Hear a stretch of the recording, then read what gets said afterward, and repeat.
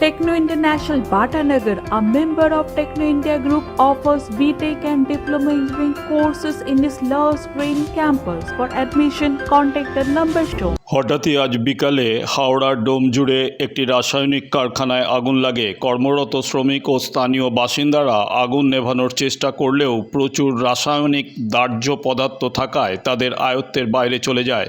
পরে দমকলের 4টি ইঞ্জিন এসে যুদ্ধকালীন তৎপরতায় আগুন আয়ত্তে আনার চেষ্টা চালায়। আগুনের লেলিয়ান শিখা এতটাই তীব্র, বেশ কয়েক কিলোমিটার দূর থেকে ধোঁয়ার কালো কুণ্ডলী দেখা যায়।